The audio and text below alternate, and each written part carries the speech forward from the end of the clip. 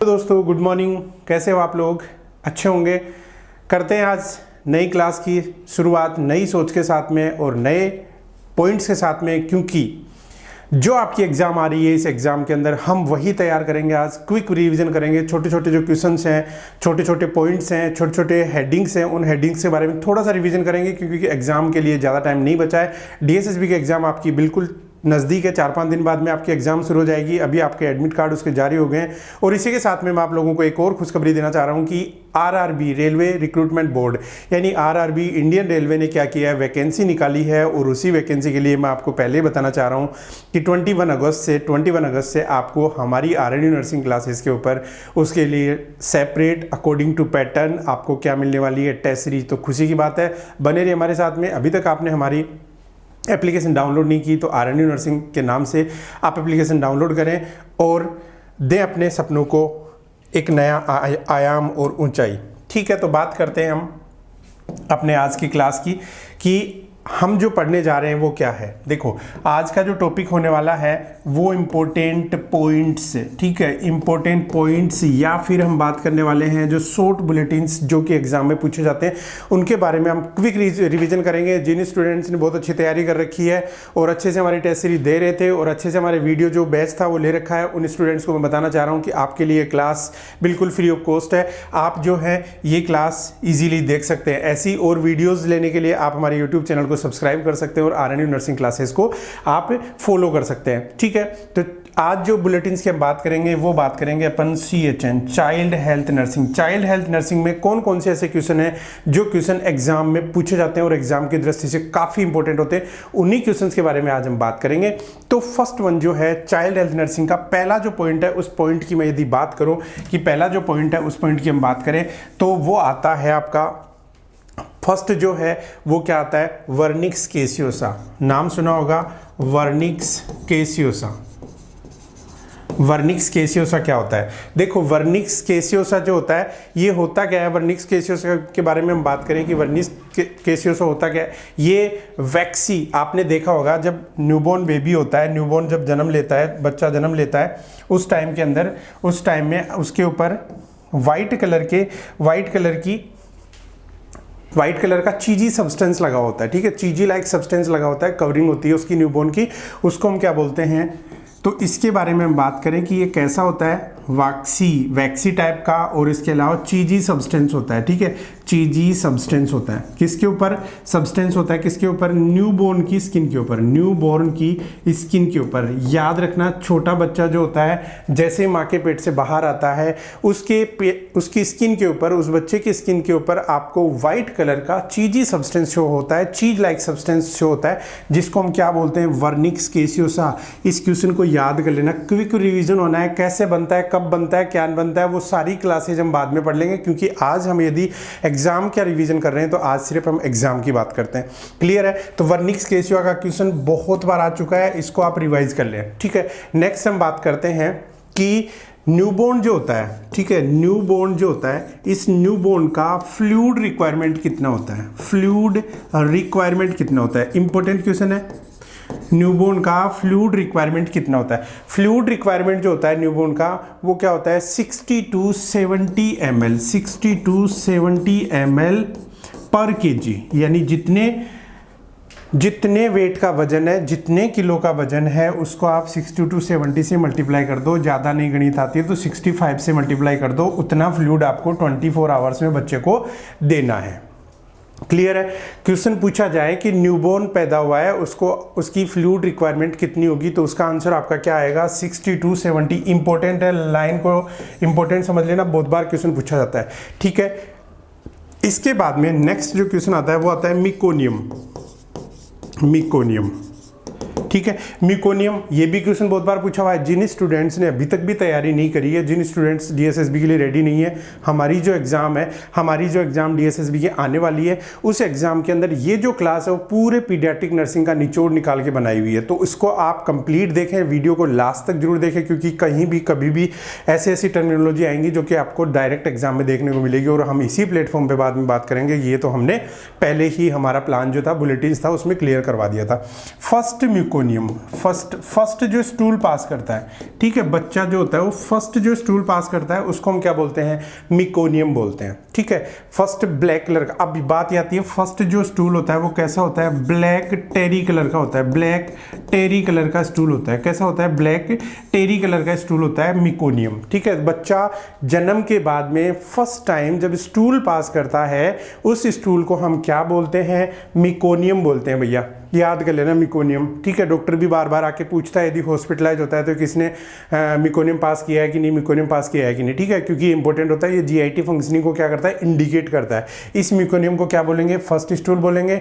और ये कैसा होता है, ब्लैक टेरी कलर का होता है, ब्लैक टेरी कलर का होता है, ठीक है। उसके बाद में हम बात करते हैं, इसके बाद में हम बात करें कि आपका मिकोनियम जो है, मिकोनियम के बाद में कौन सा आएगा, देखो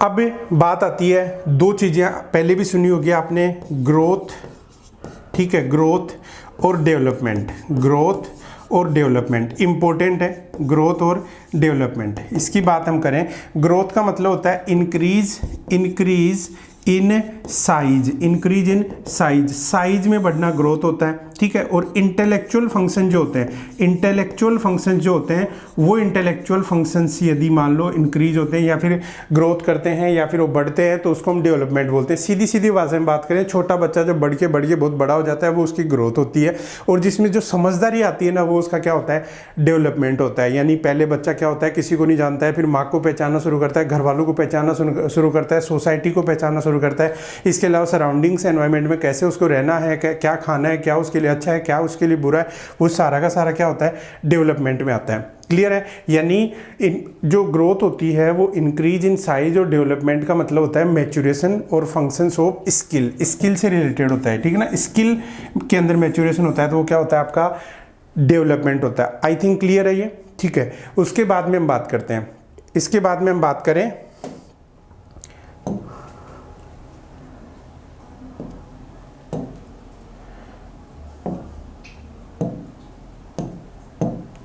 ओके इसके बाद में हम बात करें नेक्स्ट की, अगला जो पॉइंट होने वाला है अपना, वो पॉइंट जो है वो क्या होने वाला है। देखो सवाल यह आता है कि बच्चे के अंदर ब्लड वॉल्यूम, बच्चे का ब्लड वॉल्यूम,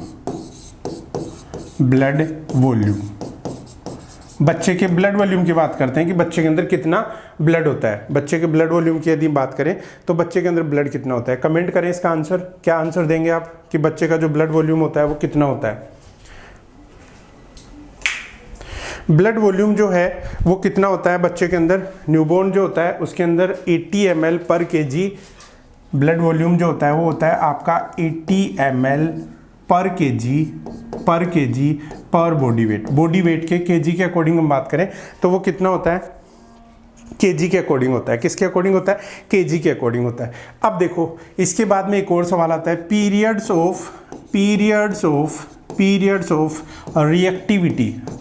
ऑफ रिएक्टिविटी। बच्चा जब जन्म लेता है तो उसके अंदर पीरियड्स ऑफ रिएक्टिविटी की हम बात करते हैं कि 3 तरीके से होता है। फर्स्ट जो होता है फर्स्ट पीरियड ऑफ रिएक्टिविटी होता है, सेकंड होता है और थर्ड होता है। 3 तरीके से हम बात करते हैं, फर्स्ट पीरियड ऑफ रिएक्टिविटी होता है, सेकंड होता है और थर्ड होता है। यानी बच्चा जब जन्म लेता है, इसका मतलब क्या है, देखो बच्चा जब जन्म लेता है तो उसकी रिएक्शंस होती हैं कि कितनी देर तक क्या क्या करता है। जैसे क्या होता है, एक्टिव होता है, एक्टिव के बाद में थोड़ा सा वो क्या करता है, स्लीपी हो जाता है, और लास्ट के अंदर क्या होता है कि और ज़्यादा स्लीपी हो जाता है। तो वो 3 पार्ट में डिवाइड करते हैं। वो जो 3 पार्ट जो डिवाइड किए हुए हैं वो कौन सा है, फर्स्ट जो है 0 to 30 minute, 0 to 30 minute. Important question है, यहाँ से भी क्वेश्चन आता है। 0 to 30 मिनट, 30 मिनट का जो टाइम होता है फर्स्ट पीरियड ऑफ रिएक्टिविटी बोलते हैं। सेकेंड जो होता है 30 मिनट से 2 आवर्स तक का जो टाइम होता है उसको क्या बोलते हैं, सेकंड पीरियड ऑफ रिएक्टिविटी बोलते हैं। और थर्ड की हम बात करें तो वो होता है 2 से 8 आवर्स, ठीक है, 2 से 8 आवर्स जो होते हैं वो होता है आपका कौन सा, third period of reactivity. Clear है। अब अगले हम बात करें इसके अंदर कि अगले इंपॉर्टेंट पॉइंट की हम बात करें तो वो कौन सा होता है। देखो अब इसमें क्या होता है, क्वेश्चन ये भी आता है, यहाँ से भी आता है वेट लॉस, ठीक है, क्वेश्चन यहाँ से भी आता है वेट लॉस, बच्चे के अंदर वेट लॉस कितना होता है, बच्चे के अंदर वेट लॉस कितना होता है, इसके ऊपर भी सवाल आता है। यानी पहला जो वीक होता है, ठीक है, फर्स्ट वीक जो होता है, कौन सा, फर्स्ट वीक जो होता है, इस फर्स्ट वीक के अंदर, इस फर्स्ट वीक के अंदर बच्चे के अंदर 10% वेट लॉस होता है। क्या होता है, 10% वेट लॉस होता है बच्चे में। क्या होता है, 10% वेट लॉस होता है बच्चे के अंदर। कब भी, जब फर्स्ट वीक का बच्चा होता है, एक वीक का जो बच्चा होता है, उसके अंदर क्या होता है, 10% बॉडी का वेट लॉस होता है। क्लियर है। अब बात करते हैं, अगला सवाल ये आता है, अगला सवाल ये आता है कि अम्बिलिकल कॉर्ड जो है, अम्बिलिकल कॉर्ड जो है, ये अम्बिलिकल कॉर्ड कब श्रेड ऑफ होता है, कब गिरता है। ठीक है, अम्बिलिकल कॉर्ड जो अपन कट करते हैं ना दो तरीके से, जैसे मान लो ये बच्चे की क्या है, ये उसके अम्बिलिकस है और यहाँ पे क्या है, प्लेसेंटा, ये अम्बिलिकल कॉर्ड है। तो यहाँ से हमने क्या किया, एक क्लैंप यहाँ कर दिया, एक क्लैंप यहाँ कर दिया और यहाँ से इसको कट कर देते हैं। तो ये वाला जो पार्ट होता है क्लैंप किया हुआ, इसके ऊपर सवाल ये आता है कि क्लैंप किया हुआ जो पार्ट है वो कब श्रेड ऑफ होता है, कब गिरता है। ठीक है, तो वो फॉल होता है 5 से 8 दिन के अंदर, 5 से 8 डेज के अंदर, 5 to 8 डेज में जो अम्बिलिकल कॉर्ड होता है वो क्या होता है, श्रेड ऑफ हो जाता है। क्लियर है। उसके बाद में हम बात करते हैं कि जो इसी के साथ में कई बार एक सवाल ये भी आता है कि मान लो बच्चा है, ठीक है, फीमेल के अंदर बच्चा जो है मान लो अडल्टहुड में जा रहा है, ठीक है, मैच्योरेशन आ रहा है, ठीक है, मैच्योरेशन आ रहा है, क्या आ रहा है, मैच्योरेशन आ रहा है। मैच्योरेशन के बाद में ये सवाल आ जाए कि first sign of puberty, first sign of puberty का फर्स्ट साइन क्या होता है, फर्स्ट साइन ऑफ प्यूबर्टी क्या होता है, थैलार्की। क्या होता है, थैलार्की। इंपॉर्टेंट है, याद रख लेना। थैलार्की जो होता है वो क्या होता है, फर्स्ट साइन ऑफ प्यूबर्टी होता है। यदि इसके बाद में हम सीक्वेंस की बात करें तो थैलार्की के बाद में क्या होता है, एडिनार्की होता है। क्या होता है, एडिनार्की होता है। ठीक है, एडिनार्की के बाद में हम बात करें, एडिनार्की के प्यूबार्की, ठीक है, नेक्स्ट जो होता है प्यूबार्की के बाद में मीनार्की। ठीक है, क्या होता है, मीनार्की, यानी मेंस्ट्रुअल साइकिल जो होता है वो प्यूबर्टी का लास्ट साइन होता है। प्यूबर्टी का लास्ट साइन जो होता है वो क्या होता है, मीनार्की होता है। ठीक है, उसको हम क्या बोलते हैं, मीनार्की बोलते हैं। क्लियर है, समझ में आया ये सारी की सारी। यानी ये ब्रेस्ट बर्ड होना, ठीक है, और ये साइज में इंक्रीज होना, ये जो होती हैं वो सारी की सारी क्या आती हैं, आपकी फेजेज जो प्यूबर्टी होती है। अब उसके बाद में यदि हम बात करें मिकोनियम की डेफिनेशन की बात करें, मिकोनियम के बारे में पहले मैंने बताया कि मिकोनियम क्या होता है, मिकोनियम क्या होता है,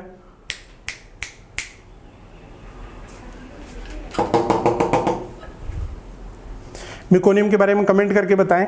मिकोनियम का मैंने पहले भी बताया था कि मिकोनियम का मतलब होता है फर्स्ट जो ब्लैक स्टूल होता है, फर्स्ट जो ब्लैक स्टूल होता है उसको हम क्या बोलते हैं, मिकोनियम बोलते हैं।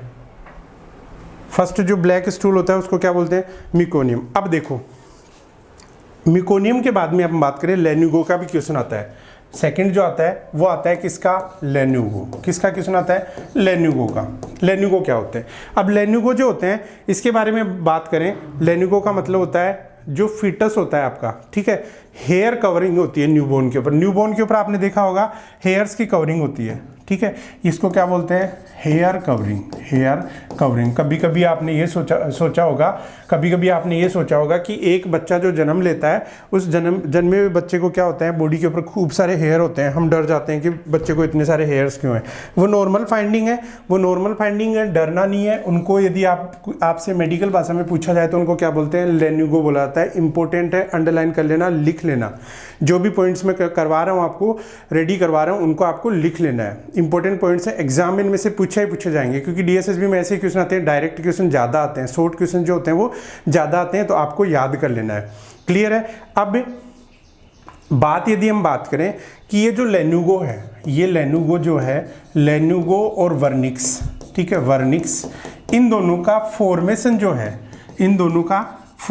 जो है वो कब शुरू होता है, लेन्यूगो और वर्निक्स का जो फॉर्मेशन होता है वो कब शुरू होता है, 20 वीक के बाद में। कब होता है, 20 वीक के बाद में। याद कर लेना भैया इसको भी कि आपका वर्निक्स और लेन्यूगो जो है इनका फॉर्मेशन कब शुरू होता है, 20 वीक के बाद में। ठीक है, इसके बाद में नियोनेटल जो होता है, आपके सवाल ये आता है कि नियोनेटल पीरियड कितना होता है। नियोनेटल पीरियड, ये पहले क्लास में हो चुका है। नियोनेटल पीरियड, नियोनेटल पीरियड जो होता है वो कौन सा होता है? अब देखो एक होता है अर्ली और एक होता है लेट नियोनेटल। कौन सा होता है? एक होता है अर्ली और एक होता है लेट, ठीक है। एक होता है अर्ली, ये होता है आपका 0 to 8 डेज। 0 to 8 डेज का जो होता है वो अर्ली नियोनेटल पीरियड होता है, और 8 से 28 डेज तक का जो टाइम होता है, 28 डेज तक का जो टाइम होता है उसको क्या बोलते हैं? लेट नियोनेटल पीरियड बोलते हैं, ठीक है। ये कई बुक्स में आपको 7 भी मिलेगा, ठीक है। अब यदि हम नियोनेटल की बात करें तो ये कौन सा होता है? 0 to 28 डेज। 0 to 28 डेज का जो टाइम पीरियड होता है उसको क्या बोलते हैं? नियोनेटल पीरियड बोलते हैं। क्या बोलते हैं? Neonatal period. अब उसके बाद में सवाल ये आता है कि सर हमसे क्वेश्चन ये पूछ लिया जाए कि इन्फेंट जो पीरियड होता है वो कितना होता है? इन्फेंट कितना होता है? तो ये होता है आपका 28 डेज से 1 ईयर। 28 डेज से 1 ईयर तक का जो टाइम पीरियड होता है उसको हम क्या बोलते हैं? इन्फेंट बोलते हैं, ठीक है। इन्फेंट बोलते हैं। फिर बात ये आती है कि सर टोडलर कौन सा होता है? ठीक है, टोडलर कौन सा होता है? टोडलर जो होता है वो आपका होता है 1 ईयर टू 3 ईयर्स, ठीक है, 3 ईयर्स। फिर प्री स्कूल और स्कूल एज आ जाती है, ठीक है, प्री स्कूल और स्कूल एज आ जाती है। तो टोडलर, इन तीनों का टाइमिंग ध्यान रखना। इनके ऊपर क्वेश्चन आता है कि नियोनेटल जो पीरियड होता है वो 2 पार्ट में डिवाइड होता है, अर्ली नियोनेटल और लेट नियोनेटल। अर्ली नियोनेटल जो होता है, चलो कंफ्यूज यदि आपको हो रहा है तो इसको हटा ही देता हूँ मैं, इसको 7 कर देता हूँ और 7 to 28 डेज, 1 वीक का ही कर लो इसको, ठीक है। 1 वीक तक का जो टाइम होता है वो अर्ली होता है, और 1 वीक के बाद में 1 महीने तक का जो होता है वो कौन सा होता है? आपका लेट नियोनेटल पीरियड होता है। क्लियर है? ये भी क्लियर है आपको, ठीक है। अब सवाल ये आता है, अगला जो क्वेश्चन आता है वो अगला क्वेश्चन आपसे ये पूछा जा सकता है कि लेंथ जो है, एवरेज लेंथ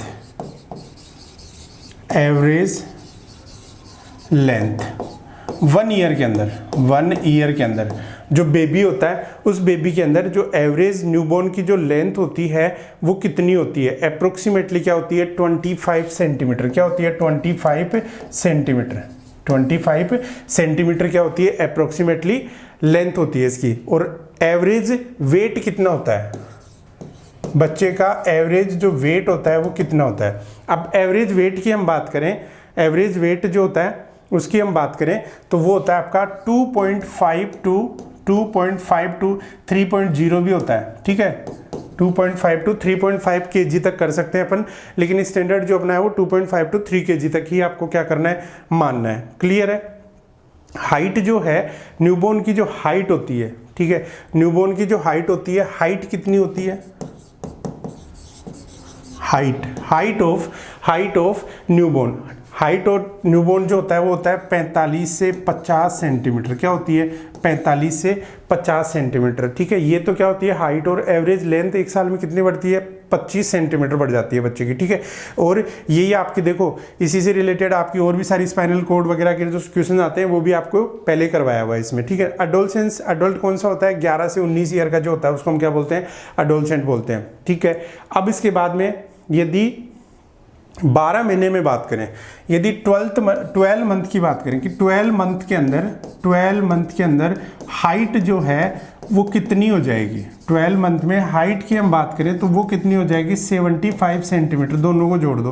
पहले तो क्या था आपका, मान लो 50 सेंटीमीटर का तो बच्चा जन्मा था और 1 साल के अंदर 25 सेंटीमीटर क्या होती है? उसकी हाइट इंक्रीज होती है। तो टोटल मिला के कितना हो गया आपका?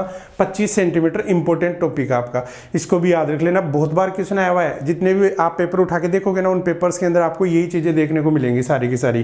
क्लियर है? ओके। उसके बाद में हम बात करते हैं बर्थ वेट जो है, बर्थ वेट। अगला सवाल आता है आपका, ये तो बहुत ही कॉमन क्वेश्चन है, बर्थ वेट। देखो क्विक रिवीजन है आपका, क्लास के साथ में आपको सिर्फ और सिर्फ इंपॉर्टेंट पॉइंट्स को डिस्कशन करना है। इसकी जो क्लासेज है वो इन डिस्क्रिप्शन आपके पास में ऑलरेडी अपलोडेड की हुई है, ठीक है। तो हम यदि बात करें कि बर्थ वेट जो होता है 1 साल के अंदर कितना होता है, वेट जो है, वेट की हम बात करें, देखो हाइट की बात हमने कर ली, हाइट कितनी होती है? 75 सेंटीमीटर। वेट जो होता है, बर्थ वेट जो होता है वो 1 साल में कितना होता है? वो हो जाता है आपका ट्रिपल। कितना हो जाता है? ट्रिपल। याद रख लेना है उसका। क्वेश्चन ये भी आ सकता है आपका, क्वेश्चन ये भी आ सकता है कि मान लो एक 2 kg का बच्चा है, जन्मा है, ठीक है। आप क्या उम्मीद करते हो कि वो 12 महीने के बाद में उसका वेट कितना होना चाहिए आपका? 6 ये सवाल यहाँ से भी आता है, क्वेश्चन यहाँ से भी आता है, तो गलत नहीं करना है इसको, ठीक है, गलत नहीं करना है कि वेट जो होता है, बर्थ वेट जो होता है वो ट्रिपल हो जाता है कब, 12 महीने के अंदर। बर्थ वेट जो है वो ट्रिपल हो जाता है कब, 12 महीने के अंदर, ठीक है, क्लियर है। अब यदि बात ये किया जाए, बात आपके सामने यह आता है कि वेट जो है, वेट पर डे, वेट जो है उसको आपको पूछा जाए कि वेट जो है वो पर डे कितना गेन होता है, तो उसमें आपको बताना है 25 से 30 ग्राम कितना होता है, 25 से 30 ग्राम पर डे क्या होता है, 25 से 30 ग्राम पर डे जो होता है वो क्या होता है, वेट इंक्रीज होता है बच्चे का। तो वेट और हाइट का आई थिंक क्लियर होगा। हाइट को दोबारा रिवीज कर देते हैं। एबनॉर्मल लेंथ जो होती है वो, सॉरी, एवरेज जो लेंथ होती है एक साल में कितनी होती है, 25 सेंटीमीटर बढ़ती है, क्लियर है। वेट जो होता है वो नॉर्मल कितना होता है, 2.5 से 3 किलो। 12 महीने के अंदर हाइट जो होती है वो टोटल कितनी हो जाएगी, 75 सेंटीमीटर। हाइट जो होती है बच्चे की 45 से 50 होती है, तो टोटल एक साल में कितनी होगी, 75। यदि हम वेट की बात करें तो वेट कितना हो जाता है, टोटल ट्रिपल हो जाता है। ट्रिपल होने के बाद में वेट जो है वो पर डे कितना बढ़ता है, सवाल इसके ऊपर भी आया कि पर डे कितना बढ़ता है, तो उसका जवाब क्या होगा, 25 से 30 ग्राम होगा आपका। कितना होगा, 25 से 30 ग्राम होगा। अब एक और इंपॉर्टेंट सवाल, एक और इंपॉर्टेंट सवाल, क्योंकि ये सवाल तो बहुत ही बार क्वेश्चन में आ चुका है पेपर में आपके में। हेड सरकमफेरेंस और एक आता है आपका चेस्ट सरकमफेरेंस। बहुत ही इंपॉर्टेंट है, बहुत ही काम का क्वेश्चन है, आपको याद कर लेना है यहीं से। देखो बच्चा जो होता है, मैं आपको बता दूं कि आप अपनी बात करें तो अपना चेस्ट सरकमफ्रेंस क्या होता है, बड़ा होता है, और हेड सरकमफ्रेंस कम होता है। बच्चे में इसका जस्ट उल्टा होता है, बच्चे में इसका जस्ट उल्टा होता है। यानी आप बात करो कि हेड सरकमफ्रेंस जो होता है वो 33 से 35 सेंटीमीटर, 33 से 35 सेंटीमीटर जो होता है वो क्या होता है, आपका हेड सरकमफ्रेंस होता है। और चेस्ट सरकमफ्रेंस की आप बात करो 31 से 33 सेंटीमीटर, 31 से 33 सेंटीमीटर क्या होता है आपका चेस्ट सरकमफ्रेंस होता है, ठीक है। याद कर लो, हेड सरकमफ्रेंस बड़ा होता है, चेस्ट सरकमफ्रेंस क्या होता है, कम होता है। हेड सरकमफ्रेंस नॉर्मल कितना होता है, 33 से 35, और चेस्ट सरकमफ्रेंस कितना होता है नॉर्मली, 31 से 33 सेंटीमीटर। क्लियर है, क्लियर है, समझ में आया होगा। इंपॉर्टेंट है, स्क्रीनशॉट ले लेना इसका, काफ़ी इंपॉर्टेंट है, ठीक है। अब हेड और चेस्ट सरकमफ्रेंस जो होता है, सवाल ये भी आता है कि बच्चे के अंदर हेड और chest, head circumference equal to chest circumference, chest circumference और हेड सरकमफ्रेंस दोनों बराबर कब होते हैं, 1 ईयर के अंदर। कब होते हैं, 1 ईयर में। इंपॉर्टेंट है भैया, इसको भी क्या कर लेना, स्टार मार्क कर लेना। हेड सरकमफ्रेंस और चेस्ट सरकमफ्रेंस दोनों बराबर कब होते हैं, वो होते हैं आपके 1 साल की उम्र के अंदर। और हेड सरकमफ्रेंस 12 महीने पे नॉर्मली कितना हो जाता है, 12 मंथ के ऊपर, 12 मंथ पे हेड सरकमफ्रेंस नॉर्मली कितना होता है, 45 सेंटीमीटर, 45 सेंटीमीटर। तो दूसरा ऑप्शन अपने आप ही आ गया कि 12 मंथ के ऊपर चेस्ट सरकमफ्रेंस कितना होगा, 45 सेंटीमीटर। क्लियर है क्वेश्चन, दोनों के दोनों हेड सरकमफ्रेंस और चेस्ट सरकमफ्रेंस दोनों में आपको कोई कंफ्यूजन नहीं होना चाहिए। क्लियर है। अब बात ये आती है कि हेड सरकमफ्रेंस जो होता है, एक और सवाल आता है आपका कि जो आपका हेड सरकमफ्रेंस होता है वो हेड सरकमफ्रेंस अडल्ट की एज में, अडल्ट का जो हेड सरकमफ्रेंस होता है उसकी साइज में कब आता है, 12 ईयर्स के अंदर। यानी जब बच्चा 12 साल का हो जाता है, 12 साल के बच्चे का हेड अडल्ट के हेड के बराबर होता है। 12 साल के बच्चे का जो हेड होता है, हेड का सरकमफ्रेंस होता है वो किसके बराबर होता है, अडल्ट के बराबर होता है। क्लियर है। और वो कितना होता है, वो भी कितना होता है, 52 सेंटीमीटर। कई सवाल आ गए यहाँ पे, यहीं पे कितने सवाल क्लियर हो गए कि हेड सरकमफ्रेंस अडल्ट जो है उसके सेम कब होता है, 12 महीने, 12 ईयर पे। 12 ईयर पे यदि पूछा जाए तो हेड सरकमफ्रेंस कितना होगा, 52 सेंटीमीटर। अगला सवाल ये पूछ ले कि अडल्ट का जो हेड सरकमफ्रेंस होता है वो कितना होता है, 52 सेंटीमीटर। क्लियर है, आई थिंक ये भी आपको समझ में आया होगा। ओके, चलो बात करते हैं, ठीक है। फिर हम बात करते हैं कि बच्चे का जो वेट होता है, इसके ऊपर भी क्वेश्चन आता है। वेट ऑफ न्यूबॉर्न, न्यूबॉर्न के ऊपर देखो, फर्स्ट जो वीक होता है, पहले ही मैंने बताया कि फर्स्ट वीक जो है, इस फर्स्ट वीक के अंदर 7 से 10% वेट लॉस होता है। क्या होता है? 7 से 10%। और उसके बाद में क्या होता है? रीगेन होने लगता है। क्या होता है? रीगेन होने लगता है। वेट जो होता है वो 7 से 10% वेट लॉस होकर क्या होता है? रीगेन होता है। क्लियर है? अब फिर हम बात करते हैं कि हाइट जो है 6 महीने के अंदर, फर्स्ट 6 मंथ में, क्वेश्चन ये भी आया हुआ है कि बच्चे के जो है वो फर्स्ट 6 मंथ के अंदर हाइट जो है वो किस रेट से इंक्रीज होती है। फर्स्ट 6 मंथ में, क्वेश्चन समझना, फर्स्ट 6 मंथ में जो हाइट है वो कितनी इंक्रीज होती है। तो इसका जवाब देख लेना, 2 से 2.5 सेंटीमीटर, 2 से 2.5 सेंटीमीटर पर मंथ। इंपॉर्टेंट है, अंडरलाइन कर लेना, लिख लेना अपनी कॉपी में इसको भी, क्योंकि एग्जाम में जाओगे या तो वीडियो देख के जाना और या फिर इसको लिख लेना इंपॉर्टेंट पॉइंट्स जो हैं, क्योंकि इनमें से आपको क्वेश्चन मिलने ही मिलने। आप यदि पुराने पेपर उठा के देखोगे कि यार ये जो क्वेश्चन है वो आए हुए हैं क्या, तो उसमें आपको काफ़ी सारे क्वेश्चंस देखने को मिल जाएंगे। और ये क्वेश्चन तो आपको एम्स में लगभग भी देखने को मिलता है कि फर्स्ट 6 मंथ के अंदर जो आपका वेट जो है, हाइट जो है वो कितनी बढ़ती है। तो हाइट जो है, इस हाइट कितनी होती है? 2 से 2.5 सेंटीमीटर पर मंथ बढ़ती है। ठीक है, अब आगे चलते हैं अपन कि रूटिंग रिफ्लेक्स क्या होते हैं। ठीक है, रूटिंग रिफ्लेक्स क्या होते हैं? रूटिंग रिफ्लेक्स क्या होते हैं? रूटिंग रिफ्लेक्स, इसका एक क्वेश्चन आया हुआ है, पहले एक बार एग्जाम में क्वेश्चन आया हुआ है कि ये डिसअपियर कब होते हैं। 3 से 4 मंथ के अंदर। लिख लेना इसको, रिफ्लेक्स की क्लास अलग से अपलोडेड है, वो देख सकते हो। 3 से 4 मंथ के अंदर क्या होता है? डिसअपियर हो जाते हैं। ठीक है, और 3 से 4 मंथ के साथ में और कौन से होते हैं आपके? टोनिक नेक रिफ्लेक्स। कौन सा होता है? टोनिक नेक रिफ्लेक्स जो होता है वो भी क्या होता है आपका? 3 से 4 मंथ के अंदर ही क्या होता है? डिसअपियर होता है। यदि हम बात करें पामर ग्राफ्स रिफ्लेक्स जो होते हैं, पामर ग्रास्प रिफ्लेक्स, ठीक है, वो भी क्या होता है आपका? 4 मंथ के अंदर क्या होता है? 4 मंथ के अंदर ही क्या होते हैं? डिसअपियर होते हैं। पामर ग्राफ जो होते हैं वो भी क्या होते हैं आपके? 4 मंथ के अंदर ही डिसअपियर होते हैं। ओके, उसके बाद में यदि हम बेबिन्स की रिफ्लेक्स की बात करें, प्लांटर रिफ्लेक्स की बात करें,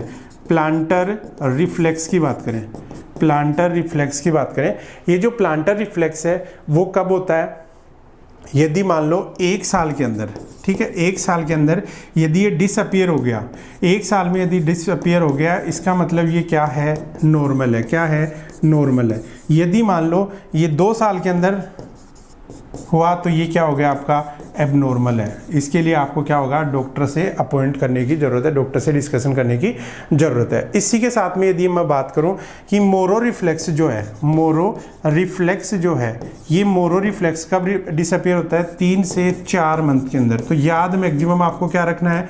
इसको प्लांटर को छोड़ दो तो उसके बाद में क्या होना है? 3 से 4 मंथ के अंदर ही इसको क्या करता है? डिसअपियर होता है। ठीक है, पैराशूट जो रिफ्लेक्स होते हैं वो भी क्या होते हैं? 6 से 9 मंथ के अंदर। ठीक है, अब बात ये आते हैं कि KMC का नाम सुना होगा आपने, KMC का नाम सुना होगा, kangaroo mother care. KMC kangaroo mother care. Kangaroo mother care होता है बच्चे को क्या करते हैं? मदर के कांटेक्ट में रखते हैं। ठीक है, जिससे क्या होगा? उसका जो टेम्परेचर मेंटेन होगा, बच्चे का अटैचमेंट बढ़ेगा, बच्चे को क्या होता है? मदर से अटैच होगा, अच्छे से फीड कर पाएगा। तो इसका टारगेट क्या होता है KMC का? जब तक कि ये specially low birth weight baby के लिए होता है। स्पेशली क्या होता है? लो बर्थ वेट बेबी के लिए करते हैं। और जब वेट जो है वो 2500 ग्राम यानी 2.5 kg का बच्चा हो जाता है तो ये इसका क्या होता है? टारगेट होता है कि 2500 ग्राम जब तक नहीं होता है तब तक हमको क्या देनी होती है? KMC देनी होती है। अब क्वेश्चन ये भी आया हुआ है कि KMC की कितने इंटरवल के अंदर देनी चाहिए? मिनिमम आपके सामने होता है आपका 1 आवर। 1 आवर का टाइम तो आपके पास में होना ही चाहिए। 1 आवर के अंदर एक बार तो आपको क्या देनी है, KMC। ठीक है, किसके लिए देते हैं, KMC का पर्पज भी पूछ लेता है, KMC का पर्पज भी पूछ लेता है। पर्पज का मतलब होता है हाइपोथर्मिया, हाइपोथर्मिया से बचने के लिए, और लो बर्थ वेट बेबी को भी हम क्या देते हैं, KMC देते हैं। क्लियर है, ठीक है। उसके बाद में यदि कौन दे सकता है, सवाल ये भी आता है कि KMC कौन दे सकता है। KMC जो होता है वो कोई भी दे सकता है, मदर भी दे सकती है। KMC कौन दे सकता है, मदर भी दे सकता है, फादर भी दे सकता है, ग्रैंड मदर भी दे सकती है, ग्रैंड फादर भी दे सकते हैं। KMC जो होती है वो कोई भी दे सकता है। ठीक है, उसके बाद में अगला जो सवाल हम करें कि जो एक होता है आपका विच मिल्क, इंपॉर्टेंट सवाल है, इंपॉर्टेंट क्वेश्चन है, नाम सुना होगा आपने, विच मिल्क। विच मिल्क क्या होता है, विच मिल्क। देखो न्यूबॉर्न बेबी जो होता है ये किस में होता है, न्यूबॉर्न बेबी के अंदर होता है। किसमें, न्यूबॉर्न बेबी के जो ब्रेस्ट होती हैं, निप्पल होती हैं, ब्रेस्ट की जो निप्पल्स होती हैं, उस निप्पल्स के अंदर, ब्रेस्ट की निप्पल जो होती हैं उसके अंदर क्या होता है, मिल्की सीक्रेशन होता है due to hormonal changes. Hormones की वजह से न्यूबॉर्न बेबी के ब्रेस्ट की जो निप्पल्स होती हैं उनमें से किसका होता है, मिल्क का सीक्रेशन होता है। उस मिल्क को क्या बोलते हैं हम, विच मिल्क। और इसको भी अंडरलाइन कर लेना, बहुत ही इंपॉर्टेंट है, विच मिल्क। ठीक है, बेबी के न्यूबॉर्न की जो निप्पल होती है उससे क्या होती है, डिस्चार्जेज होते हैं, मिल्क लाइक डिस्चार्जेज होता है, मिल्क लाइक, जिसको हम क्या बोलते हैं, विच मिल्क बोलते हैं। ठीक है, इसके बाद में अगले हम बात करें ब्रेस्ट मिल्क। ब्रेस्ट मिल्क का नाम सुना होगा। अब ब्रेस्ट मिल्क जो होता है वो अलग अलग टाइप का होता है। ठीक है, एक होता है आपका कोलेस्ट्रम और एक होता है आपका हिंड मिल्क। ये हिंड मिल्क जो होता है वो कौन सा होता है, हिंड मिल्क जो होता है वो कौन सा होता है, क्या काम आता है। ठीक है, ब्रेस्ट के जो हिंड मिल्क होता है वो कौन सा, क्या काम में आता है, हाई फैट होती है, हाई फैट। हिंड मिल्क के अंदर सबसे ज़्यादा कौन सा होता है, हाई फैट होती है। क्या होती है, हाई फैट होती है। क्लियर है, हिंड मिल्क की हम बात करें तो सबसे ज़्यादा क्या होती है, हाई फैट होती है। फोर मिल्क की बात करें, फोर मिल्क की हम बात करें, फोर का मतलब क्या होता है, पहले। ठीक है, फोर मिल्क की बात है, beginning of breast feeding, beginning of breast feeding की बिगनिंग के अंदर जो सीक्रेट होता है वो कौन सा होता है, फोर मिल्क होता है। ठीक है, ये क्या करता है, बच्चे की जो थ्रस्ट होती है उसको क्या करता है, कंप्लीट करता है। और एक स्किम मिल्क होता है, fat free milk after the centrifugation, एक स्किम मिल्क होता है। स्किम मिल्क का नाम सुना होगा आपने। ये क्या होता है, सेंट्रीफ्यूगेशन करते हैं जिसको हम क्या बनाते हैं, फैट फ्री मिल्क बनाते हैं। ठीक है, तो फोर मिल्क और हिंड मिल्क दोनों का काम क्या है, स्टार्टिंग में फोर मिल्क होता है, बाद में आपका होता है कौन सा, हिंड मिल्क। इसमें क्या होता है, आपका वाटर कंटेंट होते हैं जो थ्रस्ट को कंप्लीट करता है, और ये होता है आपका फैट, हाई फैट होता है। क्लियर है। कॉम्प्लीमेंट्री फीडिंग क्या होता है, नाम सुना होगा आपने, कॉम्प्लीमेंट्री फीडिंग, कॉम्प्लीमेंट्री फीडिंग कौन सी होती है, यानी एक्सक्लूसिव ब्रेस्ट फीडिंग भी बोलते हैं इसको। क्या बोलते हैं, एक्सक्लूसिव ब्रेस्ट फीडिंग भी बोलते हैं। यानी बच्चे को इनिशियली 6 मंथ के अंदर ओनली और ओनली मदर मिल्क देना चाहिए, मदर ब्रेस्ट मिल्क देना चाहिए। क्या देना चाहिए, मदर ब्रेस्ट मिल्क ही देना चाहिए, जिसको हम क्या बोलते हैं, कॉम्प्लीमेंट्री फीडिंग बोलते हैं, या फिर एक्सक्लूसिव ब्रेस्ट फीडिंग भी बोलते हैं। अब सवाल एक और आता है, DSSB का फेवरेट क्वेश्चन, वीनिंग। क्या आता है, वीनिंग का नाम सुना होगा। यानी जब बच्चे को 6 महीने तक मदर का दूध देते हैं, बच्चे को जब 6 मंथ तक मदर का दूध देते हैं, उसके बाद में जब रूटीन यानी मदर मिल्क के अलावा जो आउटसाइड फूड स्टार्ट करते हैं, आउटसाइड फूड जो होती है वो स्टार्ट करते हैं, उस आउटसाइड फूड को स्टार्ट करने की जो प्रोसेस होती है उसको हम क्या बोलते हैं, वीनिंग बोलते हैं। और वीनिंग के लिए क्वेश्चन ये भी आता है कि वीनिंग कब शुरू करनी चाहिए, 6 मंथ के ऊपर। कब करना चाहिए, वीनिंग कब होनी चाहिए, 6 मंथ के, यानी ब्रेस्ट फीडिंग से नॉर्मल फीडिंग के ऊपर बच्चे को ट्रांसफर करना क्या होता है, वीनिंग होता है। क्लियर है। कोलेस्ट्रम क्या होता है, कोलेस्ट्रम जो होता है जो ब्रेस्ट मिल्क के अंदर डिलीवरी के बाद में तुरंत जो है इनिशियल जो होता है जो मिल्क सीक्रेट होता है, उस मिल्क को हम क्या बोलते हैं? कोलेस्ट्रम बोलते हैं। क्या बोलते हैं? कोलेस्ट्रम बोलते हैं। और ये कोलेस्ट्रम जो होता है इसमें पूरे हाईली इम्यूनिटी वगैरह के लिए काम में आता है। तो कभी भी कोलेस्ट्रम और जो मिल्क होता है उसको फेंकना नहीं चाहिए। बच्चे को क्या पहला जो माँ का पहला दूध जरूर पिलाएं। आपने सुना होगा माँ का पहला दूध जरूर पिलाएं, तो वो क्या होता है? आपका कोलेस्ट्रम ही उसमें होता है। ठीक है, अब बात ये आती है ब्रेस्ट फीडिंग का। ब्रेस्ट फीडिंग जो होती है वो कब करनी चाहिए? ब्रेस्ट फीडिंग के ऊपर सवाल ये आता है कब करनी चाहिए। मिनिमम आपके सामने क्या होना चाहिए? Every 2 hourly. ठीक है, एवरी 2 आवरली, 2 घंटे में आपको क्या करना चाहिए? ब्रेस्ट फीडिंग कराना चाहिए। ब्रेस्ट फीडिंग के लिए दिन में कितनी होनी चाहिए? 8 से 12 फीड पर डे होनी चाहिए। 8 से 12 फीड पर डे होनी चाहिए। 24 आवर्स में बच्चे को कितनी फीड आपको करानी है? 8 से 12। ठीक है, अब 2 सवाल और आते हैं।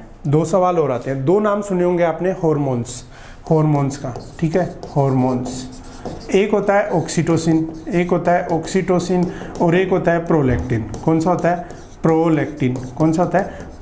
क्लियर है? ऑक्सीटोसिन और प्रोलैक्टिन। ऑक्सीटोसिन जो होता है वो, इसको हम क्या बोलते हैं? Let down reflex. क्या बोलते हैं? लेट डाउन रिफ्लेक्स भी बोलते हैं इसको। क्या बोलते हैं? लेट डाउन रिफ्लेक्स भी बोलते हैं। और प्रोलैक्टिन जो होता है वो क्या करता है? प्रोडक्शन करवाता है, मिल्क प्रोड्यूस करवाता है, यानी मिल्क प्रोडक्शन। मदर का जो ब्रेस्ट होता है, उस ब्रेस्ट के अंदर जो मिल्क के प्रोडक्शन को स्टिमुलेट करने वाला जो हार्मोन्स होता है वो होता है प्रोलैक्टिन। और वहाँ से प्रोडक्शन के, मान लो कि बेबी क्या हो रहा है? फीड कर रहा है। ठीक है, बेबी ये फीड कर रहा है और ये जो आपका ब्रेस्ट है, ब्रेस्ट के अंदर यदि मान लो जो डक्ट्स होती हैं, ठीक है, ये डक्ट्स के अंदर जो मिल्क बनता है, ठीक है, जो मिल्क बनता है, प्रोडक्शन होता है, उसके लिए कौन रेस्पॉन्सिबल होता है? प्रोलैक्टिन। ठीक है, कौन होता है? Prolactin responsible. यहाँ से यहाँ तक जो रिलीज करने का जो काम होता है, उस रिलीज करने का काम किसका है? आपका ऑक्सीटोसिन का होता है। किसका होता है? ऑक्सीटोसिन का होता है, ऑक्सीटोसिन। और यहीं से याद रख लेना, लेट डाउन रिफ्लेक्स भी इसको क्या बोलते हैं? बोला जाता है। लेट डाउन रिफ्लेक्स भी हम क्या बोलते हैं? इसको बोला जाता है। ठीक है, लेट डाउन रिफ्लेक्स के लिए रेस्पॉन्सिबल हार्मोन कौन सा है? आपका ऑक्सीटोसिन हार्मोन। और मिल्क प्रोडक्शन के लिए रेस्पॉन्सिबल कौन सा है? आपका प्रोलैक्टिन। क्विक रिवीजन तुरंत आपके याद होना चाहिए। चलते हैं अगले टॉपिक, अगले पॉइंट की तरफ। अगला पॉइंट क्या कह रहा है कि प्रेगनेंसी के अंदर क्या करते हैं कि जो ब्रेस्ट होता है, उस ब्रेस्ट की केयर के लिए आपको क्या करना चाहिए? मान लो सोर निप्पल हो गया, ठीक है, सोर निप्पल हो गया या फिर टेंडरनेस हो गया प्रेगनेंसी के अंदर, तो क्या करते हैं? उसकी जो केयर होती है वो क्या केयर हमको देनी चाहिए? ठीक है, वार्म वाटर से और ड्राई। ब्रेस्ट जो होते हैं उसको क्या करना चाहिए? वार्म वाटर से क्लीन करना चाहिए एवरी फीडिंग के बाद में, प्लस इसको क्या करना चाहिए? ड्राई करना चाहिए। क्या करना चाहिए? ड्राई रखना चाहिए, जिसकी वजह से ब्रेस्ट टेंडरनेस वगैरह, सोर निप्पल वगैरह से हम क्या कर सकते हैं? बचा जा सकता है। ठीक है, तो अब एक और सवाल और भी आया हुआ है, आपको पता हो तो। अब एक और सवाल आया कि कोलेस्ट्रम जो होता है आपका, कोलेस्ट्रम का कलर कैसा होता है? कोलेस्ट्रम का का थिक येलो और गोल्डन होता है। कैसा होता है? थिक येलो और गोल्डन होता है। कैसा होता है? थिक येलो और गोल्डन कलर का होता है। कौन? आपका कोलेस्ट्रॉम। ठीक है, जिसमें antibiotics, protein, fat, laxative effects वगैरह सफिशिएंट अमाउंट में क्या होता है? बच्चे के लिए एनर्जी होती है। क्लियर है? अब यदि हम बात करें अगले की, कि ये जो सवाल हैं आपके, एक बार फिर से मैं आप लोगों को रिवाइज करवाना चाह रहा हूँ। सारी चीज़ें क्विक रिवीजन करेंगे, फास्टली हम रिवीजन करेंगे। देखो सामने, आपके सामने स्लाइड है, फिर से एक बार देख लेते हैं। आपके सामने ब्लड वॉल्यूम बताया कितना होता है? ब्लड वॉल्यूम बच्चे के अंदर कितना होता है? 80 ml पर kg पर बॉडी वेट के हिसाब से होता है। क्लियर है पहली लाइन। दूसरी जो है पीरियड ऑफ रिएक्टिविटी होती है 3, first period of reactivity, second period of reactivity और थर्ड। फर्स्ट 0 से 30 सेकंड की होती है, 30 मिनट से 2 घंटे की होती है, और थर्ड क्या होती है? 2 से 8 आवर्स की होती है। इसके बाद में हम बात करें अगले के अंदर, वेट लॉस जो होता है फर्स्ट वीक के अंदर कितना होता है? 10% होता है। फिर रीगेन होने लगता है। अम्बिलिकल कॉर्ड जो होता है वो कितने दिन के अंदर फॉल ऑफ हो जाता है? 5 से 8 डेज के अंदर।